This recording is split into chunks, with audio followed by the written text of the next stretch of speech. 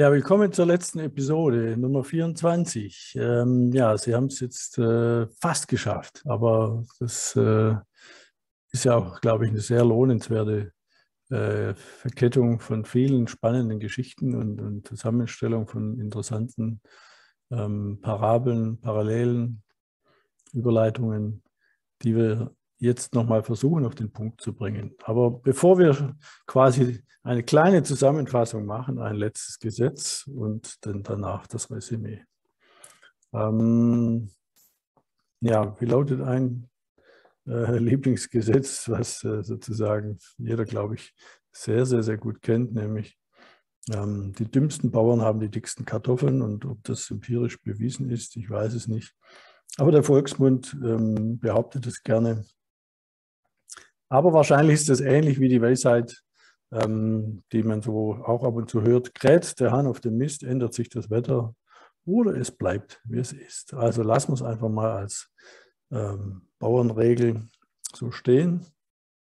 Und deshalb fassen wir nochmal die letzten 23 Episoden in dieser 24.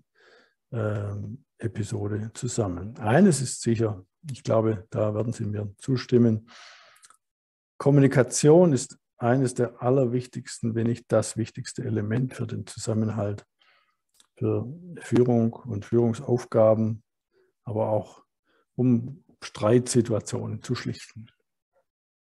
Ich beschäftige mich jetzt seit 2002 mit diesem Thema Management und die Naturgesetze, und seither ist mir auch eines klar geworden, nämlich die Natur gibt uns allen eine Menge von Anregungen und Inspirationen, und es ist ja nicht immer nachmachen, sondern es ist erstmal nur zuschauen, gucken, wie es andere machen und dann für sich die richtigen Schlüsse ziehen.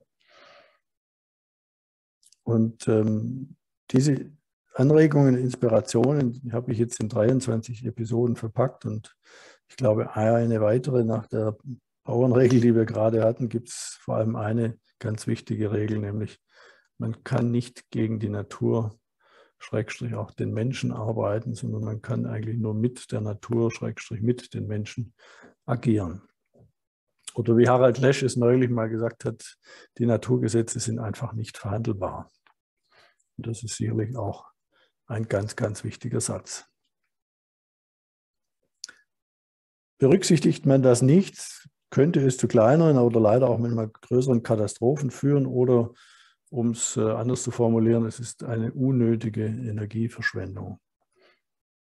Wer also die Gesetzmäßigkeiten kennt und respektiert, dem werden Verhaltensweisen oder auch Entwicklungen innerhalb seiner Unternehmung, innerhalb seiner Organisation, innerhalb seiner Institution schnell klar, beziehungsweise es wird ihm auch klar, was nicht funktioniert oder wie er es vielleicht auch lösen kann. Denn das Handeln wird dadurch einfacher, und dennoch eine kleine, vor ein paar Episoden auch schon mal ausgesprochene Warnung: Nicht immer ist eine Best-Practice-Schablone auch sinnvoll. Es ist, wie gesagt, ich sage immer, es ist eine Anregung, es ist eine Idee, es darf aber in aller Regel nicht zur Schablone sein oder zur Schablone führen, weil am Ende es muss zu Ihnen passen und es muss in Ihre Kultur passen, es muss zu Ihren Prozessen passen, und diese Kultur hat sich ja über Jahre entwickelt, und da jetzt einfach eine Schablone von einer anderen Kultur aufzustülpen oder drüber zu ziehen, das geht in der Regel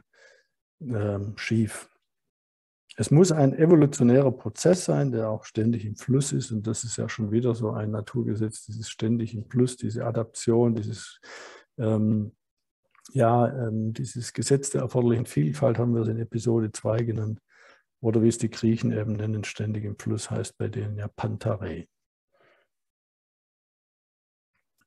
Resümee zu Leadership und Management und die Naturgesetze und dem Wissen von der Natur. Ich sagte es eingangs, es geht um Schwerpunkt sicherlich um Führung und Kommunikation. Das Beobachten, durchaus auch konsequent, aber mit Instinkt handeln. Durchaus auch entscheiden lassen. Also man kann selber entscheiden in den ein oder anderen Fällen, aber durchaus auch entscheiden lassen. Und Ziele definieren wäre im Prinzip auch, gleich im übernächsten Chart nochmal klar, auch mit Visionen arbeiten und vor allem heterogene Teams. Die letzte Episode Meerschweinchen sehr, sehr wichtig, da entsprechend mit unterschiedlichen Charaktereigenschaften und Fähigkeiten heranzugehen. Betrachten Sie ein Unternehmen als lebendes bzw. lebendiges System, was vor allem über eine Selbstorganisation funktioniert. Schauen Sie oder sorgen Sie dafür, dass Sie gut trainiertes, gut geschultes Personal haben, weil die im Prinzip auch immer Bock drauf haben, neugierig zu sein, dann auch mal zu überlegen, das ist jetzt die obere Kategorie Ballast abzuwerfen. Auch den Leuten, die ständig ziehen, müssen auch ab und zu mal entlastet werden. Und deswegen im Rahmen der Selbstorganisation und in Befähigung zur Entscheidung ist natürlich auch wichtig, nur korrigierend eingreifen. Nicht ständig eingreifen, sondern eben auch hier das Loslassen ist da ein ganz wichtiges Thema beziehungsweise ein wichtiger Aspekt. Schließen will ich mit einem sicherlich sehr bekannten Zitat: Wenn du ein Schiff bauen willst, dann trommle eben nicht Männer zusammen, um Holz zu beschaffen, sondern lehre sie die Sehnsucht nach dem weiten, endlosen Meer. Weltberühmt von Antoine de Saint-Exupéry. Ich erlaube mir eine kleine Ergänzung, natürlich aus unternehmerischer Sicht. Sorgen Sie dafür für perfekte Rahmenbedingungen, weil ich am Ende natürlich das Ihre Hauptaufgabe ist als Führungskraft. Ja, jetzt bleibt mir letztendlich noch eins. Es steht Weihnachten vor der Tür. Wenn Sie das heute, das 24. Türchen geöffnet haben, schließen wir sozusagen jetzt das Türchen wieder. Und ich wünsche Ihnen, Ihrer Familie alles Gute, bleiben Sie gesund und ja, ein gesundes Wiedersehen im neuen Jahr. Ja, alles Gute.